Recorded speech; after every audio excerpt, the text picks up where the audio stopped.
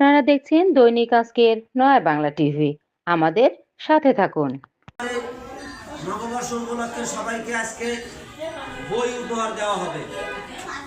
সরকারি বিনামূল্যের বই বিতরণ।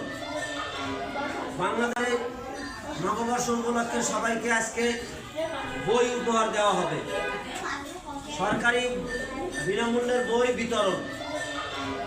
বাংলাদেশ